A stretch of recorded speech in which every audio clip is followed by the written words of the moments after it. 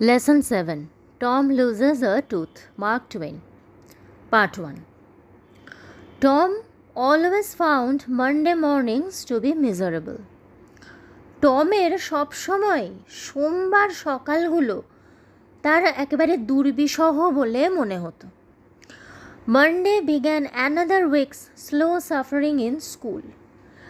সোমবার মানেই আরও একটা সপ্তাহ স্লো সাফারিং, মানে যেরকম বলা হয় স্লো পয়জনিং, ধীরে ধীরে বিষ দেওয়া, সেরকমই স্কুলটা তার কাছে একটা স্লো সাফারিংয়ের মতো, অর্থাৎ পুরো যন্ত্রণাদায়ক ব্যাপার।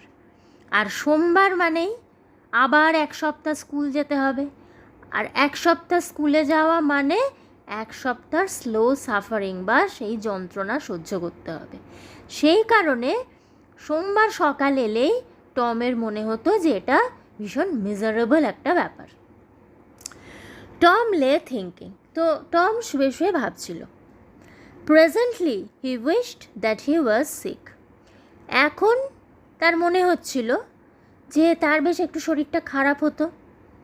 দেন he could stay home from school, তাহলে সে স্কুলে না গিয়ে বেশ বাড়িতে থাকতে পারত। He investigated his body with the hope of finding some ailment. Ailment মানে হচ্ছে অসুস্থতা। তো সে তার সারা শরীর পরীক্ষা করে দেখল এই আশায় যে যদি কোনো অসুস্থতার লক্ষণ খুঁজে পাওয়া যায়। He thought that he had found symptoms of stomach trouble. তারপর তার মনে হলো যে স্টমাক ট্রাবল মানে পেট খারাপের লক্ষণ সে খুঁজে পেয়েছে, এটা তার মনে হলো। হি বিগ্যান টু গ্রো হোপফুল। এইবার তার আশা বাড়তে থাকলো এবং সে আশাবাদী হয়ে উঠতে থাকলো, এটা বলা যেতে পারে। কারণ পেট খারাপের দোহাই দিয়ে স্কুলে না গিয়ে সে বাড়িতে থাকতে পারবে। However the symptoms soon গ্রিউ feeble and wholly went away. যাই হোক, তার মনে হয়েছিল যে স্টমাক ট্রাবলের সিমটম সে খুঁজে পেয়েছে, কিন্তু সেই সিমটমগুলো বা সেই লক্ষণগুলো খুব তাড়াতাড়ি মিলিয়ে গেল। গ্রিউ ফেবল মানে প্রথমে কমে আসতে থাকলো, অ্যান্ড হোললি ওয়েন্ট অ্যাওয়ে, তারপর পুরোপুরি চলে গেল। তার মানে স্টমাক ট্রাবল দিয়ে হবে না। টম থট ফার্দার, এরপর টম আরও ভাবতে থাকলো। সাডেনলি হি ডিসকভার সামথিং, হঠাৎ করে তার কিছু একটা মনে পড়লো। মনে পড়লো বা সে আবিষ্কার করলো, discovered. One of his upper front teeth was loose. তো তারই উপরের পাটির সামনের দিকের একটা দাঁত নড়ছিল, লুজ হয়ে গিয়েছিল, যেরকম দাঁত পড়ার সময় যে ব্যাপারটা হয় বাচ্চাদের। হি ফেল্ট লাকি, তখন তার নিজেকে খুব লাকি বলে মনে হলো, অর্থাৎ নিজেকে খুব সৌভাগ্যের অধিকারী বলে মনে হলো। He was about to groan when it occurred to him that if Aunt Polly was to know, she would surely pull it out and that would hurt. Grown শব্দটার মানে হচ্ছে গোঙানো বা কাতরানো বা যন্ত্রণায় আর্তনাদ করা, গ্রোন। তো সবে সে গোঙানোর মতো শব্দ শুরু করতে যাবে, এমন সময় তার মনে হলো, ইট অকার টু হিম, তার মনে হলো that if Aunt Polly was to know, যদি আন্ট পলি এই দাঁতের ব্যাপারটা জানতে পারেন, she would surely pull it out, তিনি নিশ্চয়ই ওই দাঁতটা টেনে তুলে দেবেন। অ্যান্ড দ্যাট উড হার্ট, আর ওইভাবে দাঁত যদি টেনে তোলা হয় তাহলে কিন্তু সেটা সত্যি সত্যি যথেষ্ট ব্যথা দেবে বা তার যথেষ্ট লাগবে। Tom thought he would hold the tooth in reserve for the present. তখন টম ভাবলো যে দরকার নেই, আপাতত দাঁতটাকে রিজার্ভে রাখা যাক, মানে দাঁতটা আপাতত সরিয়ে রাখা যাক। আপাতত মানে বলতে চাইছে যদি এরকম হয় যে কোনো কিছুতেই কোনো কাজ হলো না, তখন ও শেষ অস্ত্র হিসেবে দাঁতটাকে কাজে লাগাবে, তো এখন ওটাকে সরিয়ে রাখা যাক। He remembered hearing from a doctor that a certain ailment could lay up a patient for 3 days. এরপর তার মনে পড়ল যে সে কোনো সময় কোনো একজন ডাক্তারের কাছ থেকে একটা কথা শুনেছিল। সেটা কি না বিশেষ কোনো একটা রোগ কোনো একজন রোগীকে 3 দিন টানা শুয়ে থাকতে বাধ্য করেছিল, মানে সে এতটাই অসুস্থ হয়ে পড়েছিল যে সে 3 দিন শুয়েছিল। And make him lose a finger, এবং তার থেকেও ভয়ঙ্কর ব্যাপার যেটা, তারপর তার নাকি একটা আঙুল তাকে হারাতে হয়েছিল, মানে যে কোনো কারণেই হোক, যে অসুস্থতা তার হয়েছিল তাতে একটা আঙুল তার কেটে বাদ দিতে হয়েছিল। এইটা তার মনে পড়ে গেল যে সে কোনো সময় কোনো একজন ডাক্তারকে বলতে শুনেছে। He eagerly drew his sore toe from under the sheet. তো এই কথাটা মনে পড়ায় সে প্রচণ্ড উদ্গ্রীব হয়ে, ইগারলি ভীষণ উদ্গ্রীব হয়ে, ড্রিউ হিজ সোর টো, টো মানে হচ্ছে পায়ের পাতা, আর সোর শব্দটার মানে হচ্ছে কোনো ইনজিউরির ফলে যদি সেখানে কোনো ব্যথা হয়ে থাকে সেটাকে সোর বলা হচ্ছে। তো হতে পারে ওর পায়ে সামান্য কোনো ব্যথা রয়েছে, তো সেইটা ডাক্তারের কথা মনে পড়ে যেতে তখন সে তার ওই সোর টোটাকে, মানে যে পাটায় কোনো ইনজুরি আছে বা ব্যথা আছে, সেই পাটাকে সে প্রচণ্ড উদ্গ্রীব হয়ে শিট মানে বিছানার চাদরের তলা থেকে সে টেনে বার করলো। And held it up for inspection, এবং পাটাকে উঁচু করে তুলে ধরলো পরীক্ষা করার জন্য, মানে পাটাকে ভালো করে দেখার জন্য যে সেটা, তার যে ব্যথাটা হয়েছে সেটা কতটা মারাত্মক। He did not know the necessary symptoms, কিন্তু ওই যে ডাক্তারের কথা তার মনে পড়লো, এবং যে অসুখের কথা বা অসুস্থতার কথা ডাক্তার বলেছিল, 3 দিন শুয়েছিল পেশেন্ট, তারপর নাকি তার একটা আঙুল কেটে বাদ দিতে হয়েছিল, কিন্তু সেই যে অসুখ, সেই অসুখের যেটা নেসেসারি সিমটমস, অর্থাৎ সেই অসুখের যে লক্ষণ, সেই লক্ষণ সম্পর্কে কিন্তু সে কিছুই জানতো না, সে শুধু কথাটা শুনেছিল। However it seemed like a good chance, যাই হোক তার কাছে মনে হলো এটা একটা ভালো সুযোগ হতে পারে, মানে পায়ের দোহাই দিয়ে সে স্কুলটা কামাই করবে।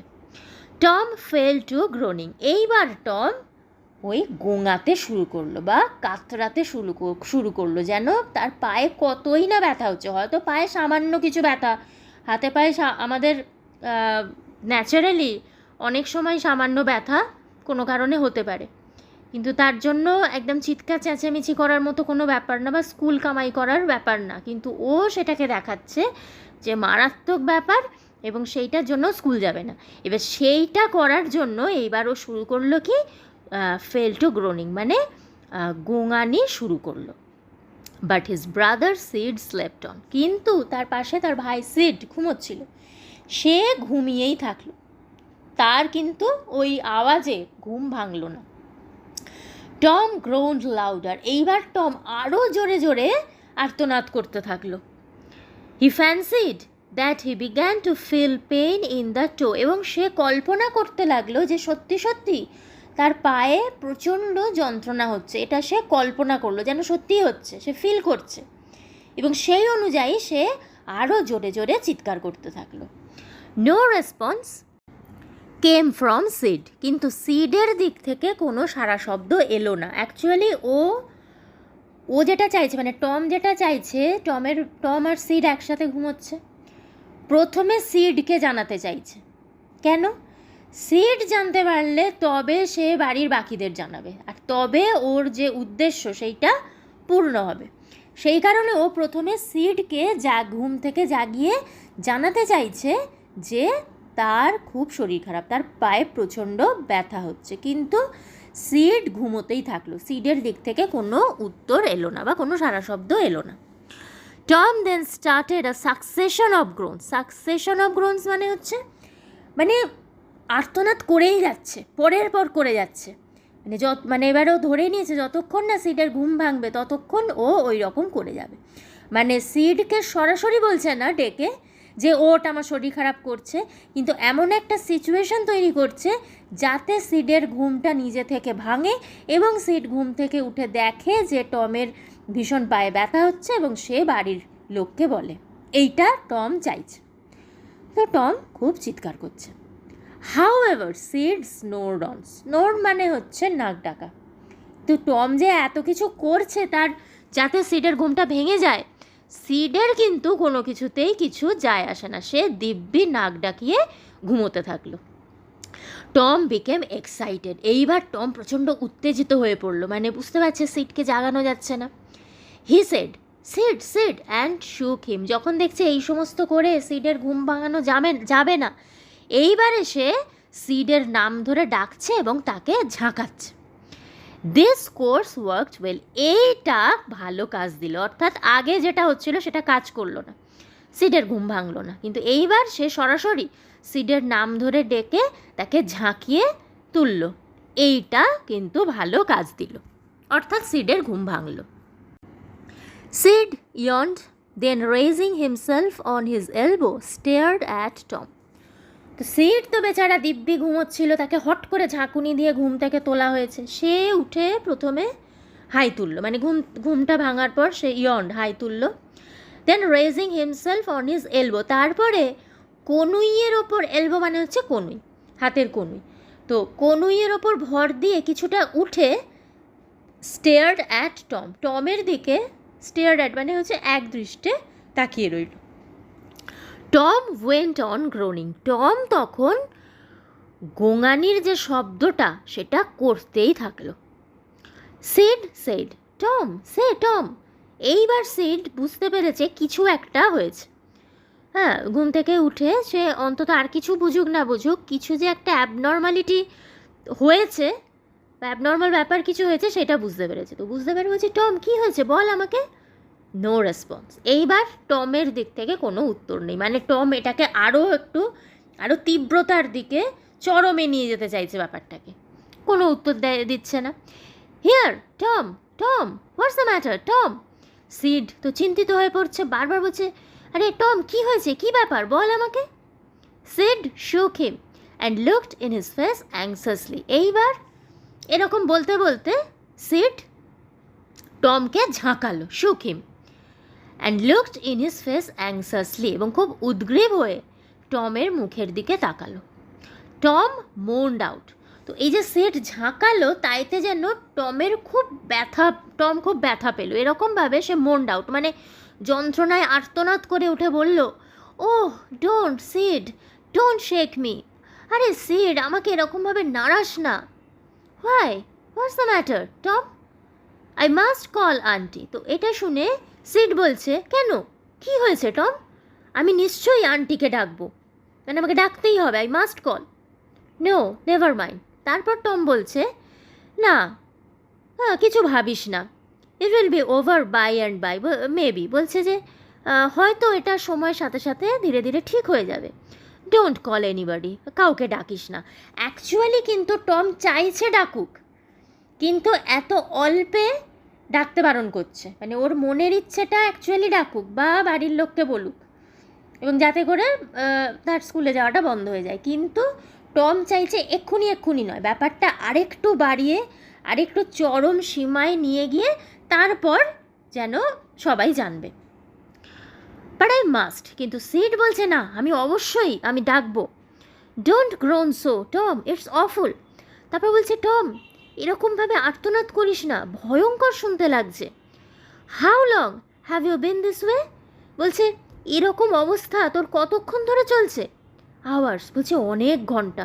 Ouch, oh don't star so seed, he will kill me. তারপরে বলছে, ওহ আমাকে এরকমভাবে নাড়াস না, তুই আমাকে মেরেই ফেলবি, মানে খুবই যেন খারাপ অবস্থা টমের, এরকম একটা ভাব দেখাচ্ছে। Tom why didn't you wake me sooner, বলছে টম তুই আমাকে আরেকটু আগে ডাকলি না কেন। Oh Tom you aren't dying are you, বলছে ও টম তুই মরে যাচ্ছিস না, তাই নয় কি। ডোন্ট টম, ও ডোন্ট, আরে না এরকম করিস না Tom. I forgive everybody Sid, tell them so. এইবারে টমের যেন একটা কি বলবো, যেন মারাই যাবে এরকম একটা অবস্থা, এবং যখন মানুষ মারা যায় তখন তার দিব্য দৃষ্টি খুলে যায় এবং সে খুব উচ্চ স্তরে সে বিচরণ করে। তো টমও যেন এরকম একটা খুব উঁচু লেভেলে সে উঠে গেছে। তো সেই জায়গা থেকে সে বলছে, সে উদার হয়ে গেছে খুব, বলছে সিড টেল দেম সো, ওদেরকে বলে দিস আই ফরগিভ এভরিবডি, আমি সবাইকে ক্ষমা করে দিলাম। মানে বোঝাই যাচ্ছে যে ও কোন লেভেলের অভিনয়টা করছে। বলছে আমি সবাইকে ক্ষমা করে দিলাম, সিড তুই সবাইকে বলে দিস, মানে ও এবার মারাই যাবে আর কি। Seed had রাশড to call help. এই কথাটা শুনে সিড আর থাকতে পারলো না, সিডকে দৌড়ে গেল সে হেল্প চাইতে, সাহায্য চাইতে, মানে তাকে যেতেই হলো। Tom's imagination was working perfectly by now. এখনও পর্যন্ত টমের যে ইম্যাজিনেশন বা কল্পনা সেটা একদম নিখুঁতভাবে পারফেক্টলি কাজ করছিল। And his groans had gathered a genuine tone, এবং তার এই যে আর্তনাদ, হ্যাঁ, সেটা একেবারে একদম সেই পাকা অভিনেতার মতো, মানে সত্যিই মনে হচ্ছে যে তার বোধহয় খুবই পায়ে যন্ত্রণা হচ্ছে বা খুবই শরীরে কিছু একটা অস্বস্তি হচ্ছে, সে খুব কষ্ট পাচ্ছে। অর্থাৎ had gathered a genuine tone মানে কি, অ্যাকচুয়ালি তোর কিছুই হয়নি, তো মিথ্যে মিথ্যে করে করছে স্কুলে যাবে না বলে, কিন্তু এমনভাবেই এখন করছে, অ্যাকচুয়ালি ও ফিল করছে, বিশ্বাস করছে যে হ্যাঁ আমার পায়ে লাগছে, এবং সেই বিশ্বাস থেকে ওই আর্তনাদটা করছে। ফলে যেটা হচ্ছে, his groans had gathered a genuine tone, তার আর্তনাদটাও কিন্তু একেবারে মনে হচ্ছে ভিতর থেকেই সে করছে। গ্যাদার্ড আ জেনুইন টোন মানে তার টোনটা শুনে মনে হচ্ছে সত্যি তার ভীষণ যন্ত্রণা হচ্ছে বা ভীষণ শরীরে কিছু একটা কষ্ট হচ্ছে। So that was the first part of this lesson. In the next video, I'll discuss the second part. Till then, bye.